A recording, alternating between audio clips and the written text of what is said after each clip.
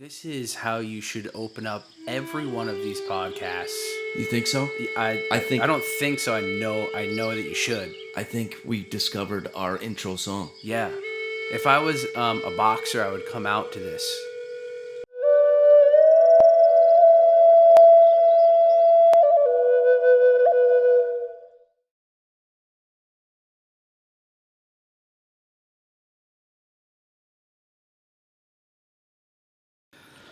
Well, I want to welcome my very first guest, the legendary Bill Somerville, that is spelled Somervi. LLE. LLE. One M. No U. It's an O. He's constantly living like it's the summer in the Sunshine State, but the spelling is different. It's different. It's more like some. Can I have some of your Ville? But that didn't stop drill sergeants in the United States Army of calling me Somerville, Winterville, Autumnville, Springville, asshole, shit. Am I allowed to curse? You are. Asshole, shithead, beat your face, like just a bunch of different names. They had fun with it. They couldn't get more creative than that, huh? Well, they did when they found out the last four of my social security is actually 1-800-1800. And as you know, you go to different types of like military schools and classes, and sometimes they only call you by the last four digits of your social security number. So they had fun with that. 1-800 asshole, 1-800 douche, just a plethora of names with 1-800 put on the front of it, and they did their best, but clearly, If they had to go to your last four of your social, they were obviously digging for shit. I was a model soldier. Look at this. I'm a fucking unit. They didn't have much to go off of. Like, Somerville, why'd you run so fast or do so many push-ups or do exactly what we told you to do? I was tiny, though. Excuse me. I was a tiny man. Still, I would say, like, in stature, I'm a tiny man. I'm not a buff man or a tall man. You've got a good thickness to you, a healthy thickness. Thank you. I'm marrying a Spanish woman. I feel like her cooking has definitely put some thickness onto me. I've learned very quickly in Latin culture that you're frowned upon if you leave any food on your plate whatsoever. So you take what you know that you can eat, and then like I will put that food on my plate, and then my soon-to-be mother-in-law will put additional food on top of it. So I'm starting to realize how this works. So now what I do is I put less food than I actually want on my plate because I know that she's going to hit me with an extra scoop of the arroz con pollo or the chicharron or the vieja, ropa vieja. What is it? Old clothes? How do you say that? It's Cuban. My wife is going to... No comprende. She's upset right Senor. now. She hears me. Old clothes is how it translates to in English. Ropa vieja, I think. But she's a trainer, so she feeds you, she fattens you, and then kicks your ass, basically. Yeah, we go to the gym. She believes that she's stronger than me. It's yet to be determined. Yeah? I run faster than her. Still got the running. I did notice that at the 5K. You saw that. You saw the theater, right? We had overhead footage of me who winning. finished first. Yeah. Yeah. But, it was a real classy guy that ran back a little bit, and then... I was done. It's been quite some time since I've run a 5K, but I was feeling good. There was an opportunity when we were coming up in the 5K to make a left instead of a right to run a shorter race, which some people did, and I was like, you know what? Like, anything worth doing is worth doing right. Like, I didn't put these shoes on. I didn't put this, I didn't put this number on my chest to come out here and run less than a 5K. It said 5K on the Facebook thing. Like, come out, you could do two things, right? You could run cornhole, or you can do the cornhole, or you can run the 5K. So I ran the 5K, but I did want to play cornhole. Yeah, we were limited on teams and in competition, but it's a start. I mean, my dad went all out on making the boards, which turned out freaking awesome. But That was one of the most challenging parts of the event was making sure we had enough teams. Yeah. And running and organizing that, and making sure everybody was happy, because not everybody was. There was some smiling faces. I know. I mean, I wasn't smiling during the 5K beating, but I was after, like most runs, and I've done quite a few of them in my life. I was very happy once it was completed. I think like halfway through the race, that was every step I took. I was excited because it was getting me one step closer to not running anymore. So I wanted to run quicker because I wanted it to stop. And then once it did, someone gave me a banana and I ate it. I was really happy. I don't know who thought of handing out bananas, but I didn't even know I wanted a banana until someone handed it to me, and I was very happy to get it. Yeah, there's a few smart people that are running around Unified Dream that come up with some decent ideas to show people that we know what we're doing. Sometimes It's a facade. You're running a good facade. that's the whole idea. There's a lot of editing. There's a lot of editing. We'll edit all this part out and just make it seem like, Yeah. it's not a facade. No. You know what you're doing. No. That's the talent that I have developed is the facade. Unified Dream. That's why everybody's dreaming. The reality is, I have no clue what I'm doing, and I'm just winging it all as I roll, and somehow, magically, It's going to turn out okay. it comes together. Yeah. I feel like a lot of people do that. Just quick note. Ever tell you, I had a conversation with my father, and he basically explained to me that he, like, with parenting, he had no idea what he was doing. He's like, dude, I had no idea. I've heard that before. No idea what I was doing. Totally winged the whole entire thing. Thank God you came out okay.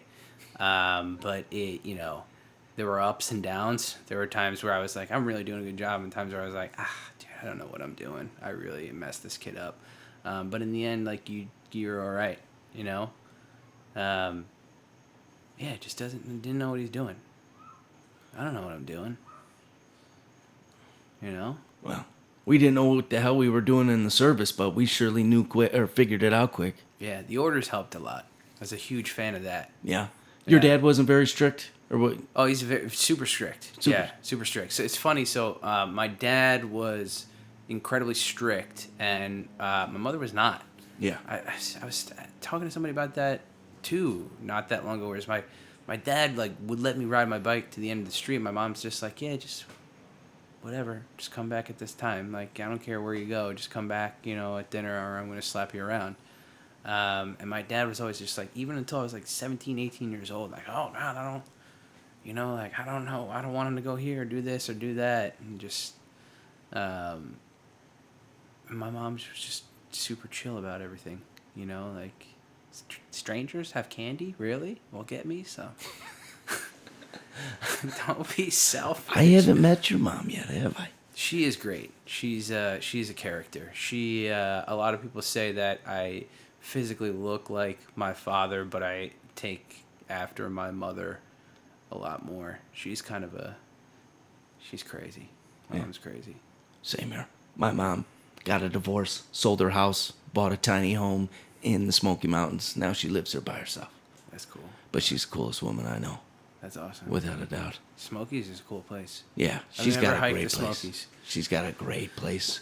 We went there for Christmas and got to hike all over that area. It was full of waterfalls. Were there bears? You see any brown bears? No, you know what? I don't know. Or I'm sure black I'm bears? sure the weather had something to do with it, and what do bears do in the winter, buddy? They like to take naps. Yeah, powerful naps. Apparently, birds and squirrels did too, because we didn't see shit.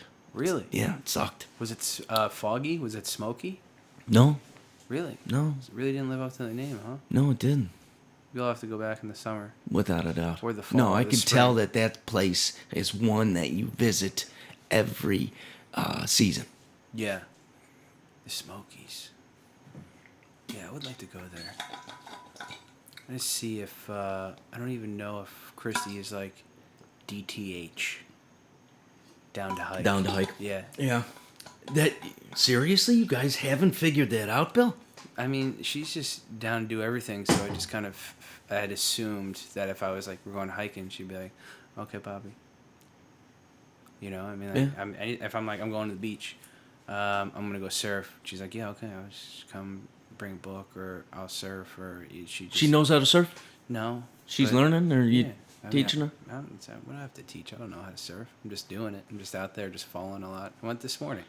You kidding me? How was it? How was the surf? It was good. I caught like 2 or 3 waves, and then I had to take off. I took my contacts out because they're bothering me, and I put the glasses on, right? And my eyesight is terrible, so I'm just like, I probably won't surf this morning because yesterday I went and it was terrible. It was all blown out and just not good for the longboard. And of course, I show up this morning after I go this. So I get up 5:30 at the gym. Usually I go until like 6:40 because sunrise is at 6:50. Catch the sunrise at 6:50, and I get there, and sure as shit, not perfect, but good longboardable waves. And there's 2 guys in the water, and I'm like, damn it, because I almost always load the board up into the car when I go over there and see the sunrise. So I went back, got the board, came back, and by this time it's like 7:10 ish, and then surf for like 30 minutes, and then I had to get back because at 8 I usually like start my professional day. 8 to like 6 or 5, you know. So I gotta be in an hour before everybody so I can like listen to calls and look at emails and get yelled at by my staff. So you have your own policy bind office? Yeah, it's wherever I want it. Nice. It was in New Jersey. It was in Denver. Now it's okay. there. I mean, like I could shoot a couple emails and it could be at your house.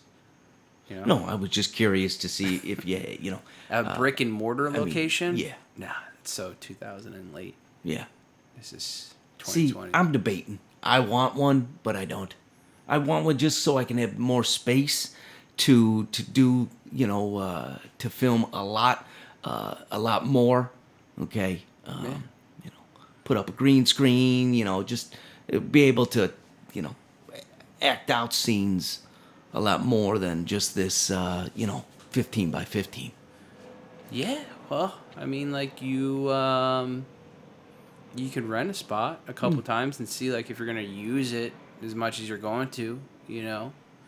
No, that's the idea, is to definitely. Well, I'm caught in between, and we'll get in this maybe later or some other time. The goal is to open a veteran rec center, and within that rec center is going to be enough space to where I could do that filming. Within the veteran rec center will be new state of the art. Okay, not dark, smoky, lonely and depressing. That sounds terrible. You made it sound so attractive like that. Just by that. Thank Yeah. you. Workout facility, a place to meditate, a place to do yoga, a place to connect with other veterans, a place to do your work. I like that. A full kitchen. What about bocce? Bocce? Maybe. Why not? What about shuffleboard? Shuffleboard? Yeah. I think we need to bring it back, Bill. What about Taibo? Taibo? Yeah. I was thinking Zumba. I'll come to that. You come to Zumba? Yeah. Well, actually, I was Yoga? hoping that you would teach the Zumba class. Yoga, yeah. Definitely yoga. Yeah, we're thinking about Connected Warriors. They are graciously offering Unified Dream about 3 office spaces in their new facility that they'll be in March. So it's in Boca, and that'll help me be able to do things, because obviously I live here in Royal Palm, which is a little bit out of the way for where most people live. But it's nice though. Yeah. Yeah. Bill? Yes, sir. I want to welcome you to the Unified Dreamcast, our very first podcast. It's a conversation with filmmakers, innovators, and game changers. And I knew who my first guest would be. One of the most inspiring men, that I have met. Plays a big role in my life, who's helped me out tremendously. I I know we don't talk as often as we should. We are both running companies, running relationships, and trying not to lose any more of our gorgeous hair. But it's a pleasure to have you here, and I'm honored to have you as our first guest and sitting in our Unified Dream couch. Well, thank you very much. I mean, when I had come in here initially, first of all, when you're just like, let's do this podcast, I was like, all right. I figured it would be like I would be in my little dungeon, you would be in yours, and we do it there. And you're like, no, you got to come to my house. And I was like, are you fucking kidding me? Come out to your house for this. And then I came here, and I was, I'm glad that I came out here. Yeah. It's 20 minutes from the, close to the intercoastal, but it was a nice drive. I was listening to the Santana album Braxis on the way over here, which I hadn't heard in a long time. This was nice. Jammed it out real loud, real nice. Weather outside. I put the windows down. Had a nice ride over here. It is that type of weather right now. It's great. It is. It's great. Sorry for everybody listening up north that's still dealing with winter. Yeah. But we are loving every minute of it. Perfect weather right now. And the surf is great. The surf is great. As you can hear, we've got all types of wildlife out there. Yeah. That's why we have the window open, so everybody can kind of feel nature with us. I'm feeling it. Are you feeling it? Yeah. All right, you comfy? I'm cozy, man. How's that tea? The tea was great. The couch setup is awesome. I like it. It's a nice little couch here. Who is the legendary Bill Somerville? Somerville. I feel like Sam Elliott should come into this from The Big Lebowski and be like, sometimes there's a man. Sometimes there's a man. Oh my God, who is Bill Somerville? I don't know, man. I'm still working on that. I think some days, some days I have it hammered down, and other days I'm just like, man, what am I doing? There used to be this. Do you remember Vines? Do you remember those? Those 30-second clips. They got real hot 3 years ago. Yes. There used to be a guy on those, blonde hair, just big stoner, and he had this Vine clip. It's my favorite one of all time. I think I saved it. It's just him walking down the side of a sidewalk, I guess, in L.A., and he's like, you ever just be like, what the is going on here? Like, what's going on? And then that was just like the end of it. And I don't think I've laughed that hard in a long time. I'm just like, that's so relatable to me. I'm like, yeah, what's happening? Right.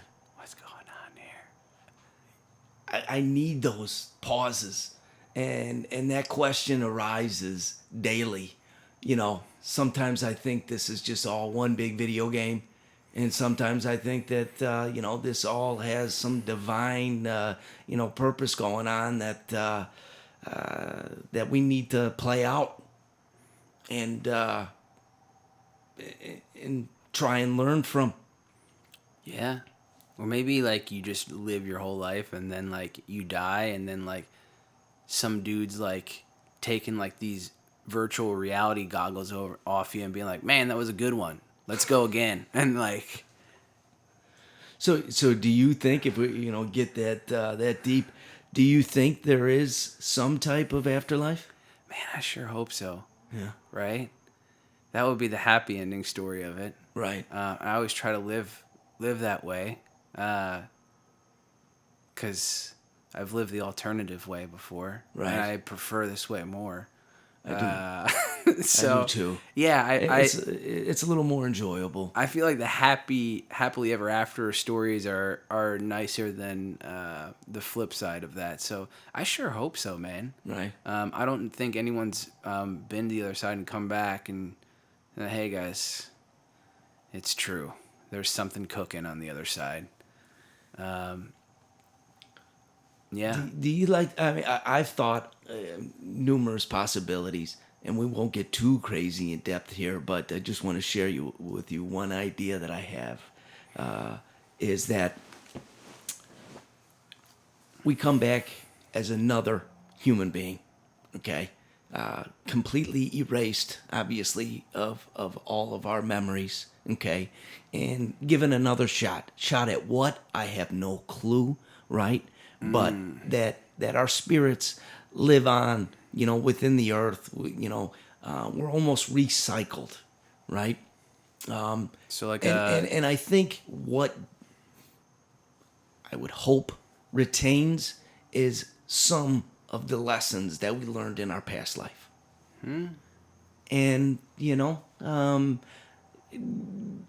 is there a crazy side to me that thinks that the reason why we're brought back is to have a deeper understanding of what this all is, and kind of almost like poof, once you have that and live that, most authentic, non-contradictory, beautiful life, that you just kind of poof. Nirvana. Yeah.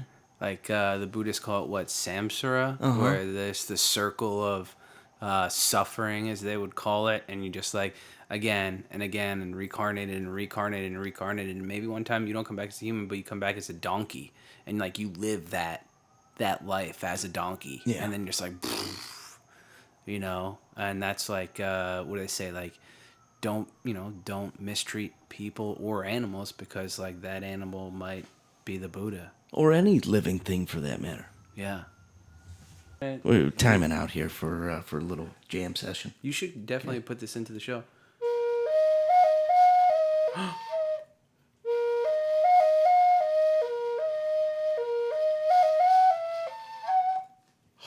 Holy moly. I literally and figuratively blew your mind. Wow.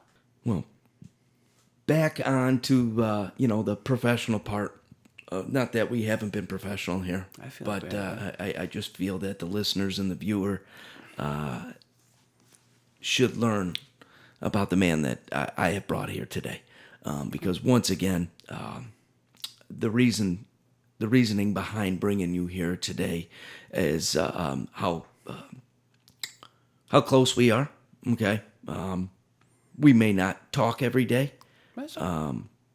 We may not see each other every month, but the connection we have is extremely deep, not only because we've dedicated ourselves to helping others, but we're on a mission to helping the community and beyond.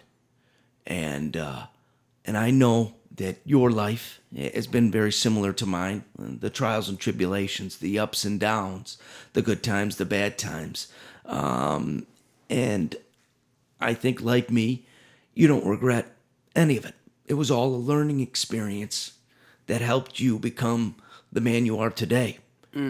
And though the mirror is constantly changing for the better, even though we're getting older, but for the better in the way that we are becoming more wise to who we truly are. And I'm just curious to finding out a little bit more about Bill, okay? Sure. So we can share with everybody what helped you get out of a rut, get out of, of the tough times, and become the successful business owner, entrepreneur, caregiver that you are today. Yeah, man. And here I was thinking that the only reason you invited me on the show is because I was the only one that said yes. So thank you for priming me up for that.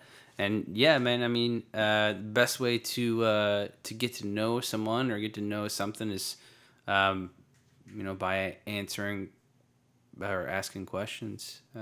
So man, It's just a conversation. Yeah, you have free range, man. You can ask me whatever you like, and I will answer it honestly and to the best of my ability. And by best of my ability, I mean I'm not going to think. I'm just going to answer it, I feel like. Well, where are you from? Where were you raised? Tell us a little bit about, your childhood? Yeah, I had a phenomenal childhood, man. I grew up. I one of two. It was me and my younger sister Ashley. I was born in Bridgeport Hospital in Connecticut, and shortly thereafter was moved to South Jersey. My grandfather had a summer house in a little town called Waretown, outside of Long Beach Island, New Jersey, in the southeastern part of New Jersey, for anyone that knows that area. And I grew up there, and I lived there from 2 years old until I was 18 and could make my own decisions. And then I got the hell out of there. A lot of your family still up there? Yeah. A lot of my family is centralized in the Northeast, man. But I always had itchy feet. And where did those itchy feet take you? The Army. The Army. I knew that, when I was graduating high school, so the beginning of my senior year was 2001. School in the Northeast starts in September. So September 2001, there was a pretty significant event that occurred for me. I remember it pretty vividly. It was like between 9 and 11 a.m. in the morning, somewhere around there. And I was in a multimedia class. It was my favorite class, actually. I even want to say that it was a Tuesday. I don't know that for certain, but I want to say it was a Tuesday. They say that something that life-changing it embeds itself so deep in your memory to where you even can recall what you had for breakfast, and what you were doing, what you were wearing. I can remember being. So we're in this multimedia class, and it's like a visual ed class, right? We're doing this kind of stuff. We're doing video recordings. At the time, 2001, Jackass was huge. The show Jackass. So most of this visual class was just like us with cameras beating the shit out of each other, and then putting like Disturbed and like System of a Down music, dubbing over us, like giving each other like the Stone Cold Stunner off of Bleachers, and like doing dumb stuff and having random people punch us in the face for no good reason. But on this particular day in multimedia class, we were learning about special effects. And as we were learning about special effects, a phone rang in this office, this multimedia office, and the instructor turned the television on, and what we saw was the first plane entering the World Trade Center. And I said to myself, that's some pretty cool special effects. And shortly found out after that, just by seeing his face, that it clearly was not a special effect. That what we were seeing was happening. It just happened recently. We were all sitting there and watching it occur. And being from South Jersey, there were quite a few kids that had parents that were actively working in New York City, and the reasoning for that was just because New York City jobs paid a lot better. You'd work in New York City, and then you'd bring, your New York City salary out, and, live an hour and a half, 45 minutes, 2 hours if traffic was bad into the city, or, back home. So that, that was my itchy feet story. Is once I saw that, I didn't have I didn't have this yearning to join the military, even though there were men in my family that had done it. There wasn't really anything going. 2000, we didn't really have anyone that we were beefing with. We didn't really have any big issues, so I wanted to just go to college and get the party started.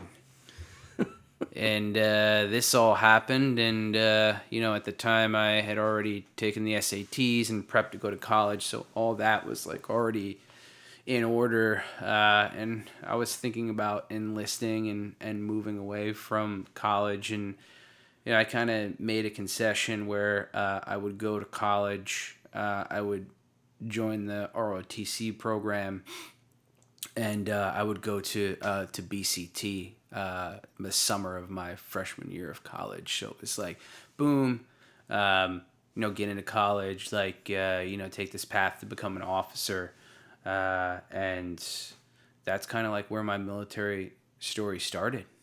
Man, is So I can only imagine how difficult that is. Period.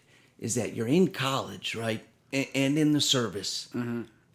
You're living that civilian life somewhat, okay, but you're obligated obligated to the United States government. Yeah. And you have such a horrendous thing as in 9/11, to where you can almost guarantee you're going to be deployed to somewhere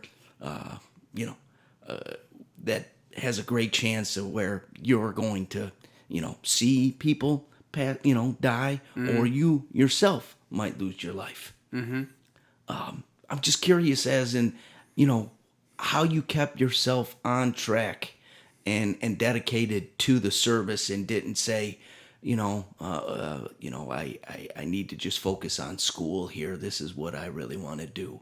That you still, kept your goals, as in, being an Army officer.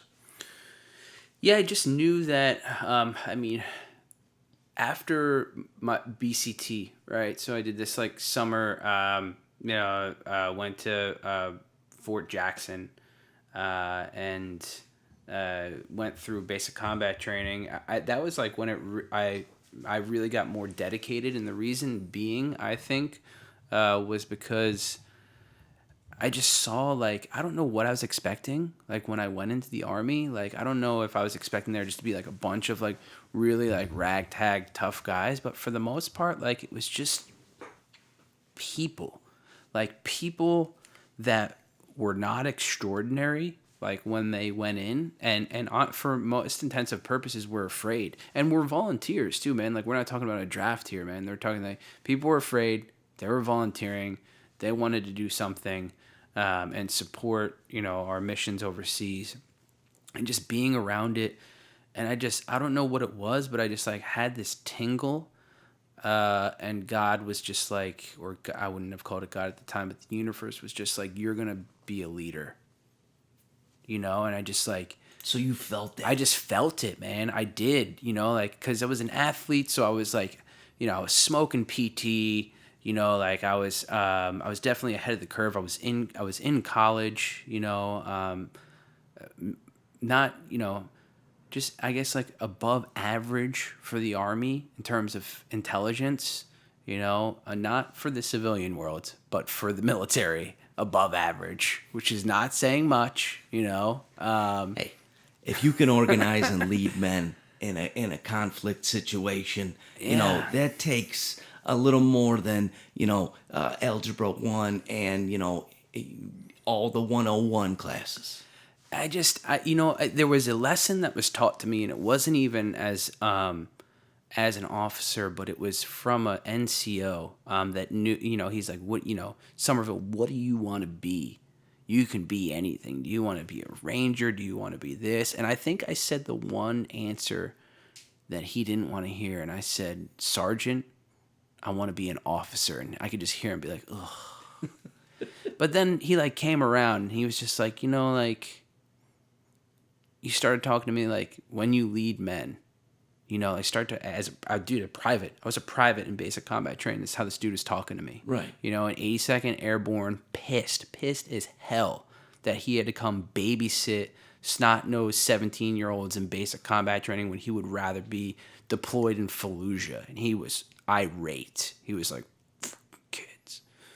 And they called us like the 17-year-old kids in BCT, 18-year-old kids. They called us the 9/11 babies, right? Just like the kids. We were kids. I was a kid. Forced to grow up in the matter of 3 months. Quickly, because like, I mean, a lot of people were going, man. Like, it wasn't, anyone that signed up in, '01, '02, '03, like, there was no, you knew why you were signing up. Right. Right. It sure as shit wasn't to sideline. It was to go. And dude, this NCO kind of like took me under his wing. And I just remember him saying that the worst decision that you can ever make in life is not to make a decision. Like, if you make a right decision, good. That's awesome. That's what we'd always like to do. But it's not going to be that way all the time. But if you make a wrong decision, have a reason for it. Yeah. But just don't ever, like when your NCOs or your guys are looking at you, don't ever say, I don't know. Say, I'm figuring it out. That was like the cardinal rule. And I'll never forget that. And always stuck with me. And what it did is it just removed the fear of making decisions away from me.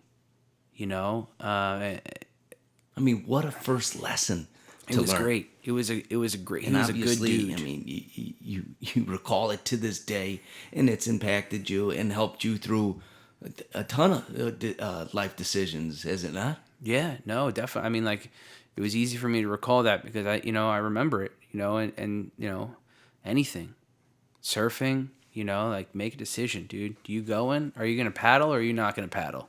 Like, make a decision, but don't do nothing, because you're gonna get rolled. Right. Are you gonna make this business relationship or are you not? Right. But don't just do nothing. Are you gonna quit your job to start this new company? Or are you just going to shut the hell up, and are you just going to keep, taking your paycheck and doing that? But make a decision and stick with it, and just paddle hard. That's it. And I'll just never forget that lesson. It's a great lesson. So, you become an officer. Yes. Okay. What was on the what came next? A lot of school, man. So I was in school for yeah. Well, yeah. It was weird. We were starting, like, urban combat was becoming more and more common, as well as like mountain warfare. So urban mountain warfare schools. Basic officer leadership course, they call it BOLIC, which is like they just threw us all, West Pointers, guys from Harvard, MIT, University of Scranton / King's College, like where I was at. Just threw us all into this smorgasbord, and I'll just never forget just hating it. Like, imagine 1,000 officers in a room all trying to wrangle for control. It just like, ugh. Well, that was the problem we had with officers, is that they not all of them, but a lot of them had no clue, but they acted like they had a clue about everything. Yeah.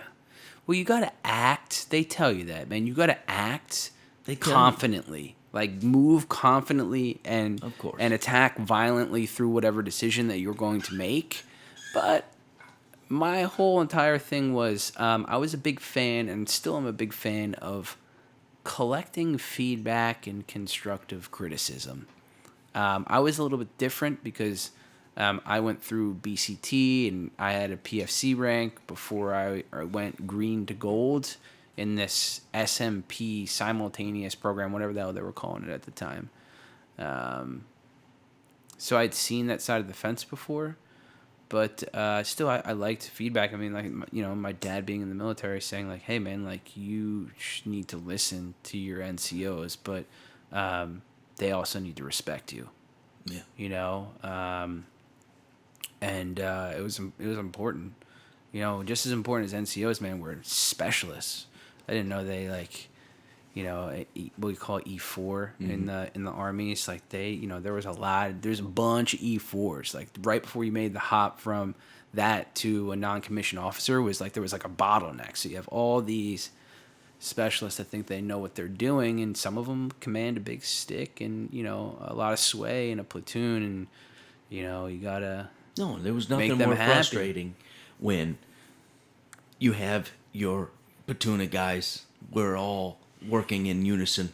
The camaraderie is tight. And then a new officer comes in and thinks that he can shake it all up just because he's an officer and is experienced, in some other, fields.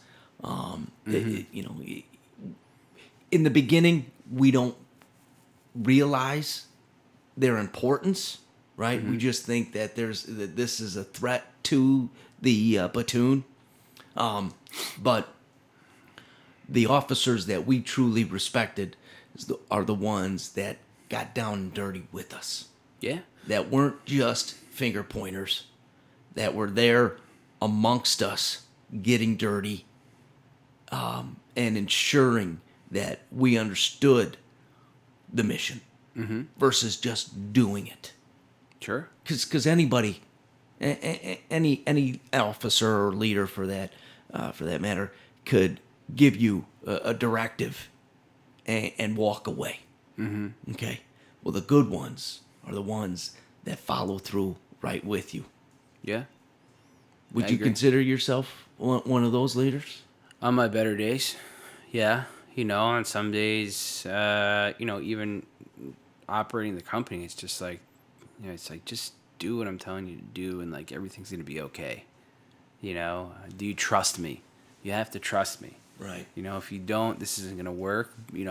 I don't know how to explain this, but you have to just trust me. I had a conversation like that today, working with our sales staff. They're like, I don't want to use the script that you gave me. And I'm like, yeah, but here's the thing, like, in business, like, if you're not taking an action that's measurable, if we don't have a baseline, if we can't, like, measure, okay, you use this script, you closed 5%. You use this script, you closed 20%. Hey, this is a quantifiable action that you're taking here. And if you can't do that, then you're just guessing. Right. You're not testing, you're guessing. And that doesn't work. There you're just hoping for luck. And for me, man, like, luck is never good enough. Right. I don't like luck. Well, you tested all these things. You were the guinea pig. You were the fine tuner.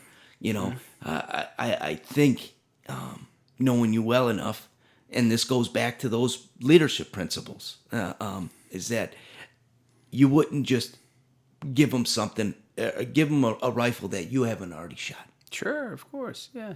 And would you think that helped you become a great business owner? I think it's helped a lot. I don't. I'm new to I'm less than 2 years, in business right now. So I'm in a spot where I'm just trying to find guys that do really good and just like ask them as many questions as they'll allow me to ask, and institute that stuff before they're like, all right, man, get away from me. Right. And like I was telling you, like the podcast that we're doing is a great opportunity for me to interview people that I admire in our space and just ask them some questions. Hey, how are you doing this? You doing that? Share this with the audience. But, really, I'm getting a lot out of that. Yeah. And it's good because I'm kind of the audience, Right. like I'm one of the audience. So there are times where I think, maybe this is a stupid question. But if I'm the audience and I have that question, it's probably not that stupid. No, it's or maybe crucial. it is. It's crucial to be an effective business owner, manager, whatever it may be. Mm-hmm. She's staying. She got that pizza. Oh, I want to bring her in there and hold her. It's crucial to be a good observer, to be an audience member, to be that outside, viewer of it all. In order to really fully understand, the whole cycle. I would agree with that statement 100%. And it's just you got to test a lot of stuff, man. Right. You just got to test a lot of stuff. That's it. I call it Trial and error. I mean, I'm telling you, yeah. that's a lot of life. It really is. It's trial and error, seeing what works, what doesn't. What makes you happy, what doesn't. I call it validated learning. Yeah. Right? Like, am I doing this test and like, is it zapping me, or okay, this is good. Like, this is good, feels good. People are telling me it's good. Like, validated learning. Would you be this effective or an effective business owner / boss if you didn't join the service? I don't think so, man. I think that,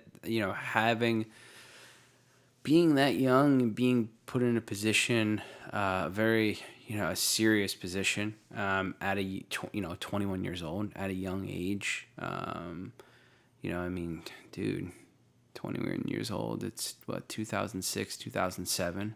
So we're tottering on, a serious, economic, event that's about to occur, right? So, companies are starting to shed upper level management. They're starting to restrict marketing budgets and, spend less money because the markets are crashing and all the, stuff that happened with the financial crisis. So, and I was in the Army.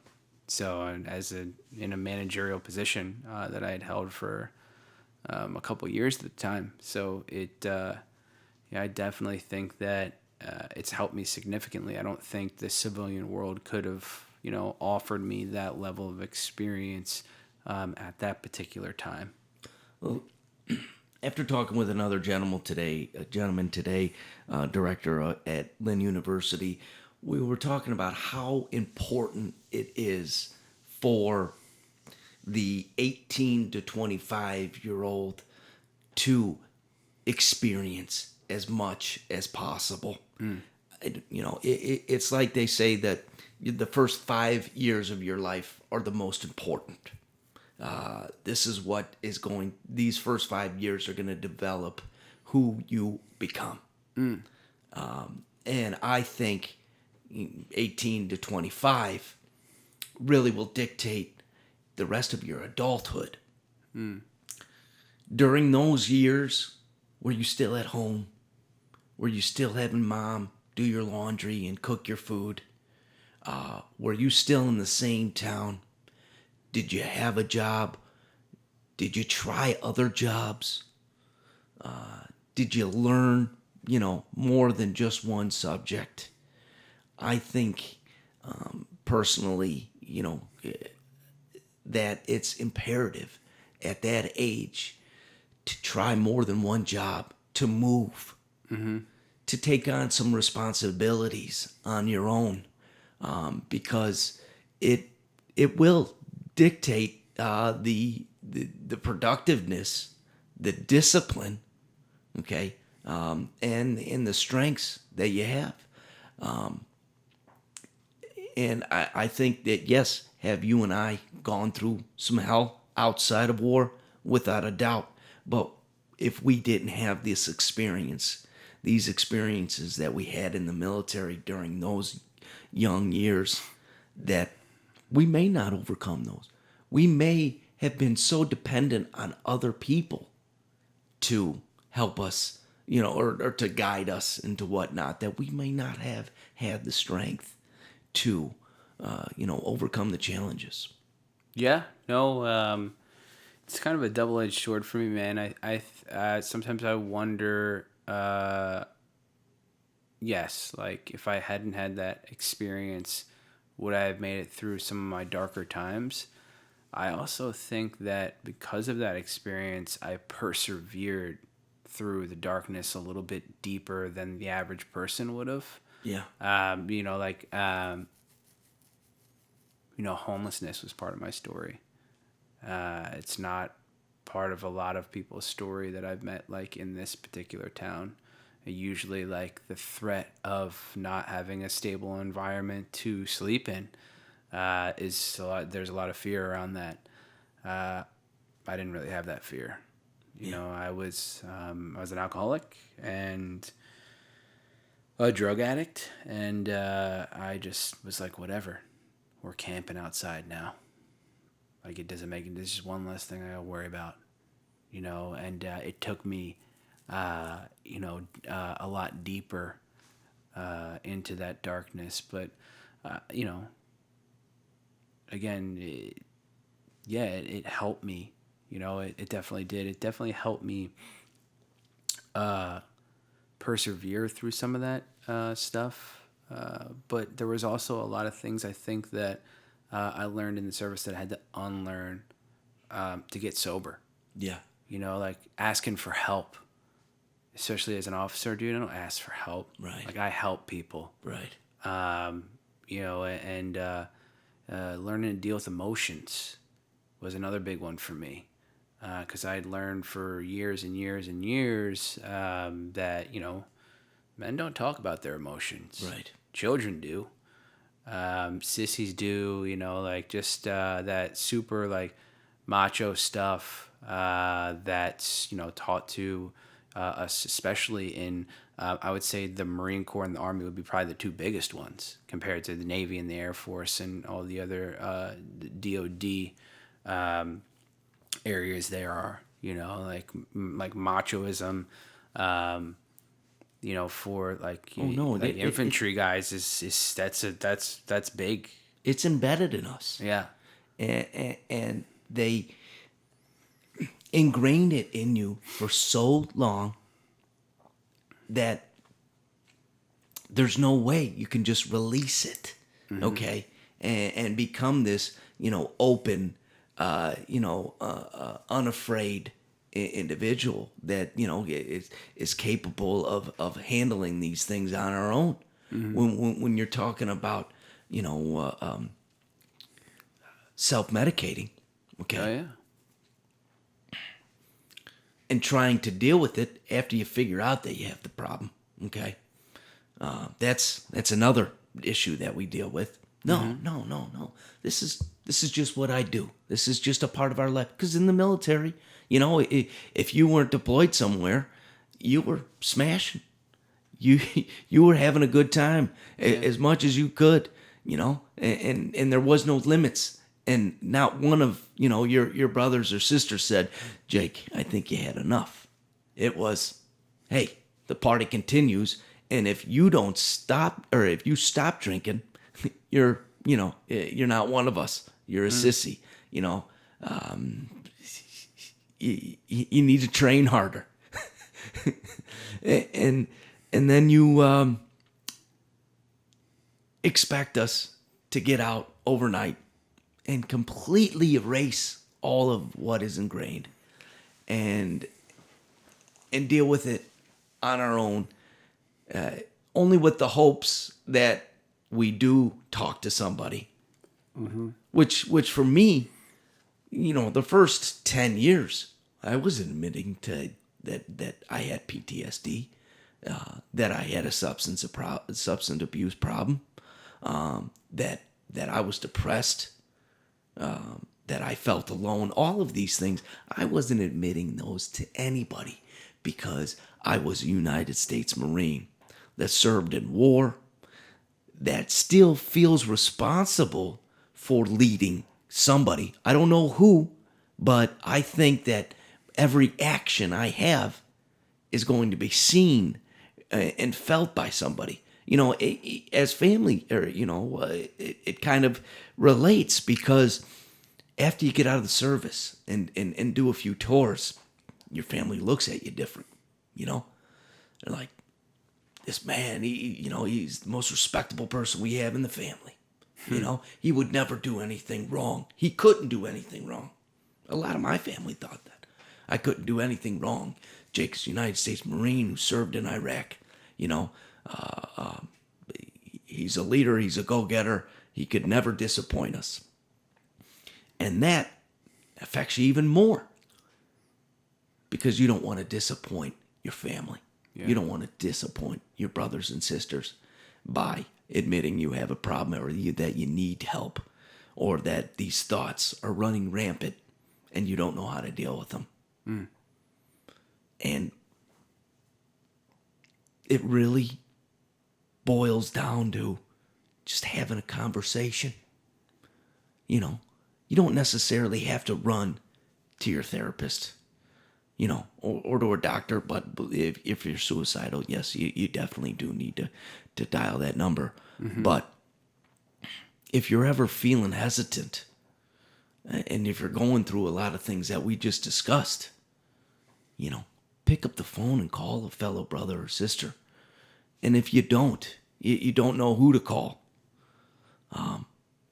you look Bill or myself up online, and you look for other fellow veterans that will have your back because we understand what the hell you're going through, and you don't have to be alone. Because we're in this together. Bill, I think that you and I have overcome a lot of this, and let me say the help number here is if to any of my fellow brothers and sisters that are going through a lot of mental anguish and that feel alone and that maybe are thinking about taking their lives, I want you to call 1-800-273-8255. Okay? That's the National Suicide Prevention Lifeline. All right? They'll help you through. But if you don't want to make that particular phone call, you dial 561-400-3157. Bill, if you feel comfortable with giving your number to any of the veterans that are struggling out there, we're here, and all the veterans that we have teamed up with Unified Dream and other local organizations will help you through it because we know what you've gone through and you don't need to any longer. Yeah, you could find me on social media, Bill Somerville, Somerville. I know sometimes it's weird just to call a random number. If you want to engage with me on social media, and that's less of a confrontational approach for you, by all means, or by text message, area code 609-290-5679.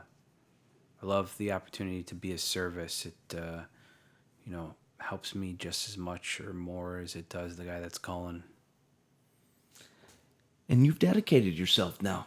Now that you're a part of the program, you've helped many people, including myself, through a lot of the turmoil, a lot of the challenges that we face transitioning.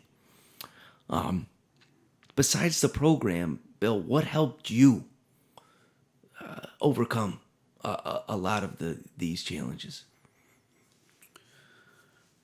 I mean, in the beginning, it was just the program, right? Like the program was enough for me and I'm talking about a 12-step program. The particular one that I'm in was Alcoholics Anonymous, but for me, just like the fellowship, within that, and then there's veterans that were within that particular fellowship. And if you want to go to www.aa.org, you can find, if substance abuse is something that you're dealing with, you can find a local meeting there. That did a majority of it, man, for years and years and years. And then, I added to it. I didn't replace it. The program that I have, right now is, I still try to put just as much in it today as I did when I was just starting, which I do. I fall miserably short sometimes, but I just try to jump back on and carry the message to whoever is still suffering. I love sponsoring veterans, obviously, because there's multiple things that we can connect with rather than just the drink or substance abuse problem. But then, there were other things that came into play too. I mean, the ocean, nature yeah, plays a big role in yeah, your life, right? I mean, uh, yoga and, yeah. and working out. It's just curious as to what Eating other. well, meditating, running, just doing whatever I want, man. Travel was always a really, really, really big one for me. Going to Bali and going to Costa, just awesome surf spots, good people, good vibes, good food. What have you learned from traveling? That the world You is know, is a big place. I'm asking that not as like as a militant question where you have to have me, give me an exact answer. I'm just because I know travel is so important to the development of the human mind, and and I'm just curious as to what you've learned from it and how it's helped you, just in general, man. Yeah, I mean, like, what's the line that they say? Travel is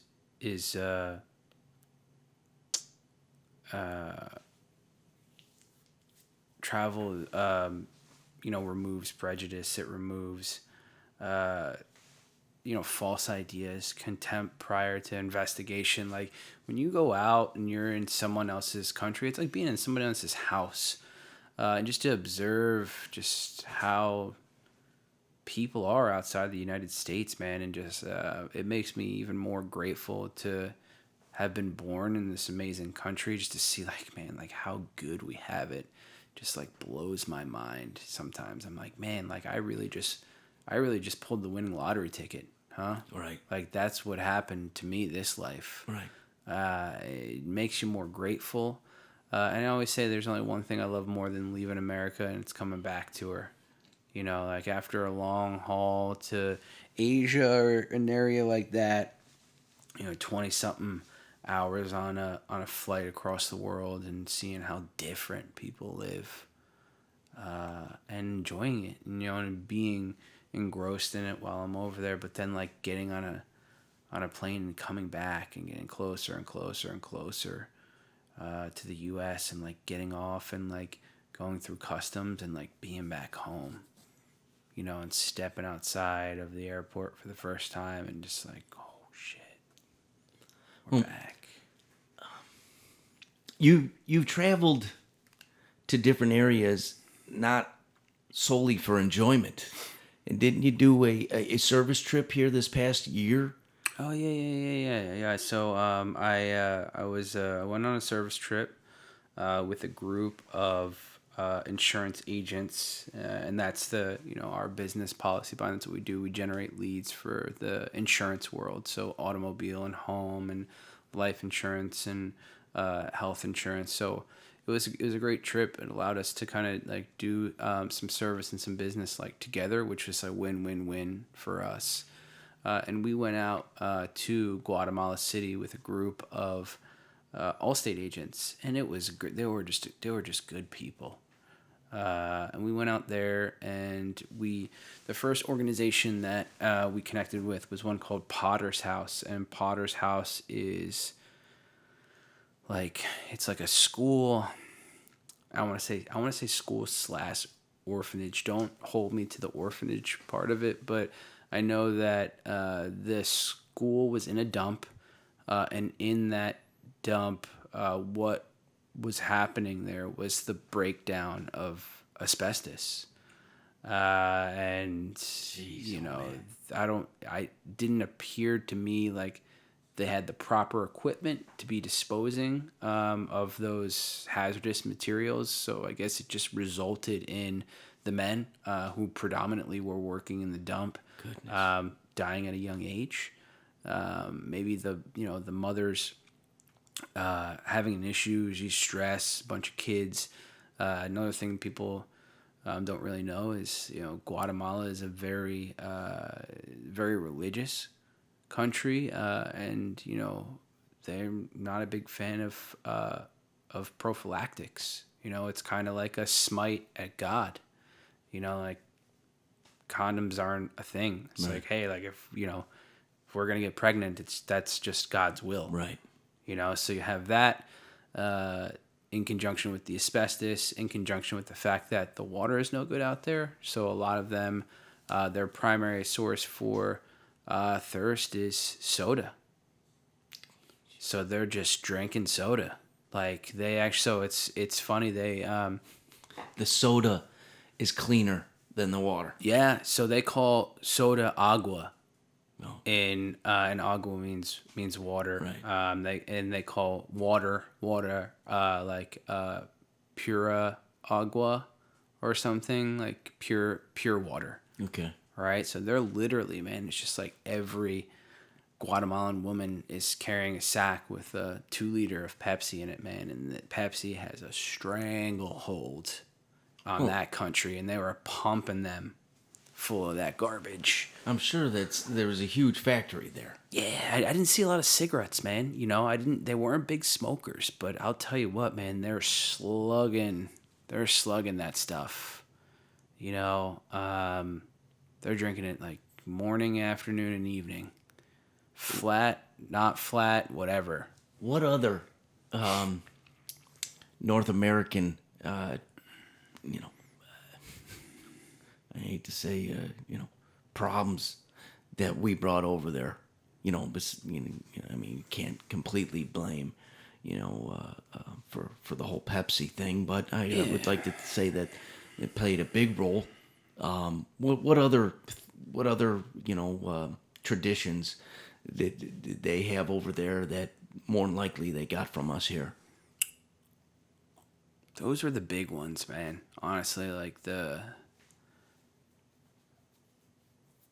were the big ones that I remember just off the top of my head. The other ones probably weren't as big, but the soda was, I mean, like it was like a disease, you know, and it was. I mean, like, look, like if you catch diabetes, like these people ain't affording insulin, man. Right. It don't work like that, you know.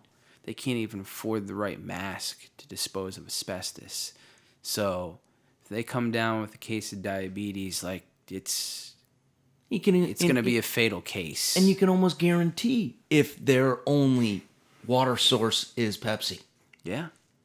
That they're developing cancer or diabetes or anything else that sugar is going to. It all has sugar in it. The juices are all sugar. It's, and then, toothbrushes ain't that common. So it's interesting, man. But for, all that other stuff, it really was a beautiful country. I was gonna say, when I went to Haiti, culture shock, like you wouldn't believe, and it's right 300 miles off our shore here, and they had very, very little, and when I talk about very little, cardboard houses with spray painted addresses. Wearing T-shirts of the wrong Super Bowl or World Series teams, living off of mangoes, and in their own trash. But what truly inspired me about the Haitian people and culture is that they were so family orientated. That's all they needed was each other. And they were happy. They didn't need a phone. They didn't need technology. They didn't need a TV, the latest shoes, or or some cool device. They just needed each other, and they found happiness by relationship. And that's something that unfortunately we're really, really losing here is technology is taking new generations away from connecting with each other. I'm not saying that all of them, or it's the biggest issue, because I have a love-hate relationship with technology. Sure.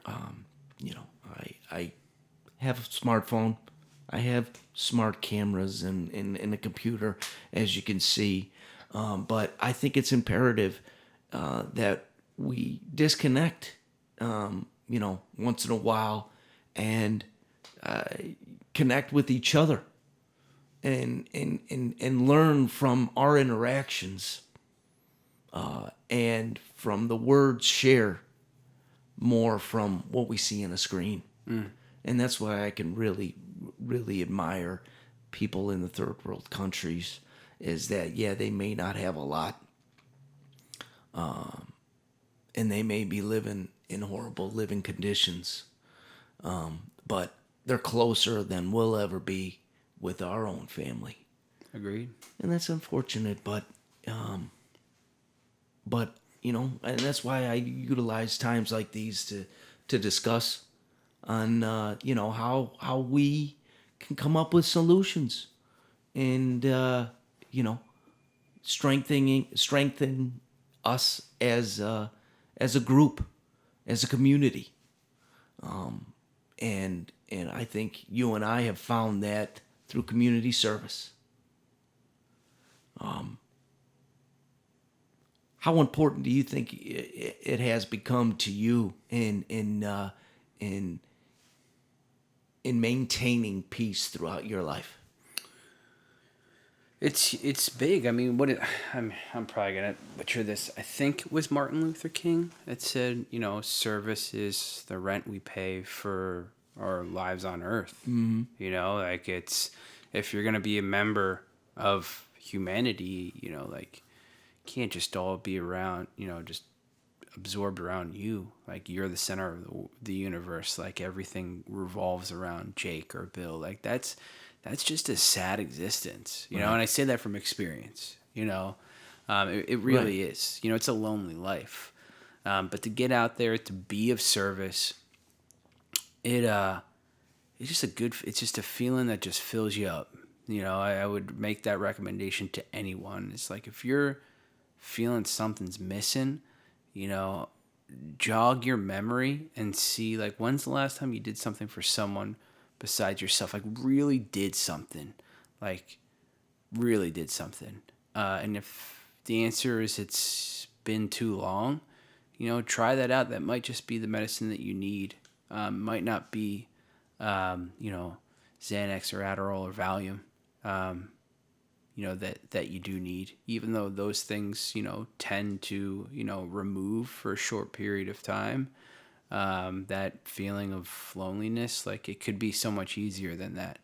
And it could be so much more accessible than that. And the way that I've found out how to do it is through service. And, thank God I have 12-step fellowship like Alcoholics Anonymous and meetings all over the world that allow me to tap into that service at any point in time, just by going up to another alcoholic and saying, how was your day today?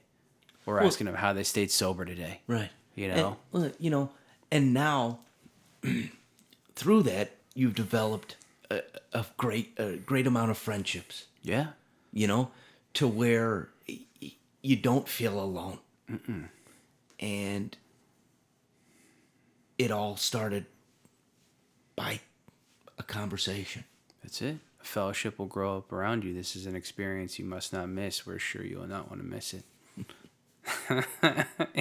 One of my favorite lines in that big book, and it's it's held true in my life. We wouldn't be sitting here having this conversation if it wasn't for the fellowship. Right.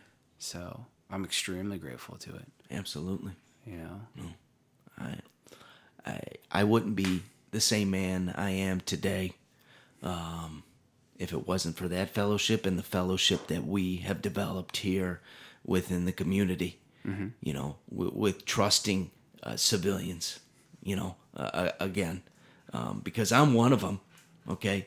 Yeah, I may have served in the Marine Corps and you may have served in the Army, but we're all the same, no matter what, uniform or not.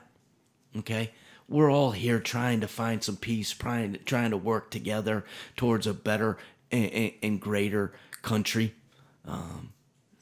Till we can all live happily healthy, and no longer have to seclude ourselves and rely on an outside source to bring us some type of satisfaction, because as we know, it's short-lived. Yeah. Everyone's just trying to do the same thing, man. Be happy and be less sad. Yeah. Some people try to chase that through bottle or pill, through jumping out of airplanes, through doing a bunch of deployment, well, whatever it is, But at the end of the day, like that's doesn't make a difference who you are. There's no one that you can go up to and be like, "Do you want to be sad and move towards pain?" Right. Like, no, dude, I don't want that. I just want to be happy, and that's like, and move away from pain. And whether you're living, Antigua, or Tamarindo in Costa Rica, or Canggu in Bali, or Bangkok in Thailand, or or West Palm Beach. Yeah. Here it doesn't make a difference. It's all the same. Languages might be different. You might communicate that in a different way, but when I take a look at someone and be like, I'm so different than this person, externally, maybe, maybe we're a different gender, different hair color, different build, or we speak different or have a different accent. But at the end of the day, But that's so minute compared to the reality of how similar we are. we're all in the same chase. There It's is the no same game. The unfortunate. There is no original thought. These are all been recycled and reformed and whatnot, and we try and complicate things, even though the answer's right. Right there, and that's nature, and right here, and that's friendship. Well, briefly, because I'm proud of you, and I want to know about Policy Mind and how it came to be, man. There's a small number of us that started our own businesses, and as you know, I run Unified Dream, and it's been a blessing and a challenge, and I love every bit of it. But I tell you that there's still a ton to learn, and I'm curious to another new business owner on how you got it started, and your hopes and dreams for it. Yeah, so I'm just the kind of guy that I hate the idea of like, what if? Like, what if I would have done this? What if I would have done that? What if I would have taken this trip? Right? That like yearning and the fear of like having those questions at the end of my days, which, it could be 60 years down the road, man, or it could be tomorrow or tonight. Like, I don't know. Yeah. I don't know when it's going to happen. But I guess I just had come up with this crazy idea when I was working for another company, great group of guys, Dad a lot, another lead generation company in the insurance space. It's like, I'd really like to try something like this myself. Like, I love the industry. I'm very curious about, how customer acquisition works and how the journey of a consumer works, and how to leverage all kinds of marketing, whether it's TV, radio, digital, print, whatever the case is. And I got into the digital aspect of it, using social media to drive consumers to make an inquiry about purchasing a new home. So in the mortgage industry. And I was trying that as like a hobby while I was working at Data Line. And it was working well. It was making me money. So I was just like, all right, I'm going to try this on my own. I'm going to move into this other industry. So we did that. We created a company called Dawn Patrol Digital because I like to surf. I'm like, yeah, we'll just see how this goes. And it exploded. Like, I literally quit my job, moved over to Bali, was planning on spending a few months there, and I'm hiring people back in the States. Money is coming in. People are signing up. They're raving about the leads. And I'm like, shit, I got to come home. You didn't plan on coming back? Not as quickly as I did. No. I knew I was going to come back, but not that quick. So I came back.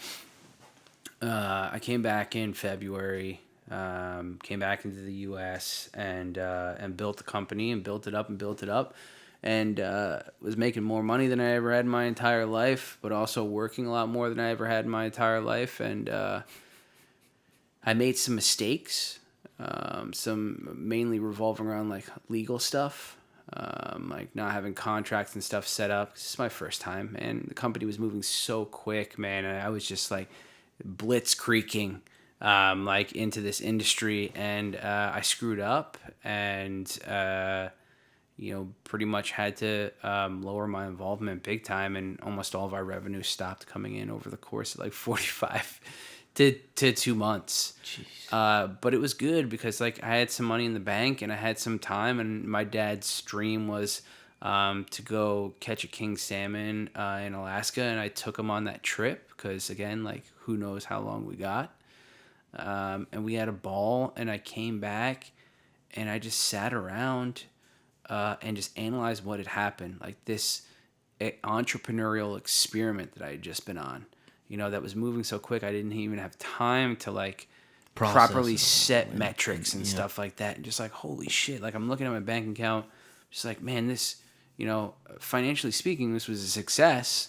Business speaking, it was a disaster because we had to shut it down. But the lessons were learned, and a lot of lessons were learned. And shortly after that, I came up on the anniversary of my leaving Dad a lot, which also meant that my no compete was up. So after that happened, I jumped back into the industry. I learned I had a good lesson of learning how to generate consumer interest. And I just changed it from the mortgage industry back to the insurance industry, and we went nuts. It hasn't been like as rocket propelled success story as Dawn Patrol Digital was, but I'm kind of happy with that. Yeah. Because I learned like this is not sustainable. At least for a guy like me, it's just not sustainable. So I'm looking for more for a marathon pace than I am for a 400-meter race. And we're kind of just like, we're analyzing things, we're watching things, we're taking the mistakes that we've learned from the past company. We're even bigger now than we ever have been on feedback and talking to clients. And we're in the stage now, the first 6 months of the business, where it's not about making a ton of money, but it's just about gathering as much information and feedback from people as we possibly can. What are you looking for? What do you want? Does this taste good? Does that taste good? Talk to us. And that is going very successfully, and it's allowed us to pivot a couple times from what we thought everybody in the insurance space wanted to what they actually wanted. And that's just kind of like where we're rounding the wagons right now. And, we're starting to scale a little bit. We've added a couple guys. We hired 2 guys, an account manager, a biz dev guy in the States. We've hired some people overseas to help us with quality assurance, either like looking at leads, looking at our funnels, figuring out like what's going on with, how the consumer's getting there and what we can do better. And it's just one big learning experience, man. That's what makes it interesting. That's what, keeps you waking up. If it was constantly a success, your bank account may be happy. But I think as a man who inspires to learn and to grow, it's got to be somewhat of a process. Yeah. I mean, I will and maintain that state of mind, with Unified Dream and any other companies that I start, because, the first couple of years, you hope are successful, but you're kind of glad aren't, because you're still putting the pieces together. Mm-hmm. You're still finding the right team. You're still fine tuning all of these little pieces that with a little bit of extra time that you can perfect, that you can build an even stronger foundation. Mm. And I tip my hat off to you, my friend. Thanks. I'm very proud of you. I'm very happy for you. You are getting married soon. Yes, we'll be getting married. Found a wonderful woman to put up with all my nonsense, and she's got a great family. You know, she's grew up in Puerto Rico. Was born in Mexico, so it's great. You know, her family's just fathers from Spain. You know, mother born in Canada and was adopted by a family in Cuba. Just like so much like this Latin culture. It's absolutely awesome. Their food is awesome. They're just the kindest, most wonderful people. And if I'm stoked about anything, besides having found like just a wonderful, wonderful, wonderful woman, it's being part of her amazing family. So I'm excited for that. Congratulations, brother. Thanks, Congratulations. Just real quick, Bill, how do they get a hold of you and share your website? Yeah, so our website is www.policybind.com. So policy like an insurance policy, POLICY, and then bind, like binding an insurance policy, BIND, all one word, policybind.com. You can connect with me on the social medias. It's just Bill, Bill Somerville, Somerville. You'll see a picture of me with my better half. After we finished our 5K that we recently did at the Unified Dream event, which was totally awesome. And yeah, we'd love to connect with you. There's about a dozen ways to either call us directly on the website through our 1-800 number, place your email in there, fill out a form. I think there's also a chat bot in the bottom right hand corner you can interact with. So just a bunch of different ways, whatever your flavor is, connect with us, and you'll get to a live person pretty quickly. Awesome. Yeah. Bill will be joining us in May to Haiti for 1 week as we build a home for a less fortunate family. Bill's a huge contributor to Unified Dream and our mission to helping the community. We're still raising donations for this trip. We're $5,000 short, but I truly believe with your help we won't have a problem. We appreciate you tuning in to our very first podcast. I feel that together, we can really create some change. And I am blessed to have you a part of the team, Billiam. Thanks for having me. I love you, Jakester. Awesome.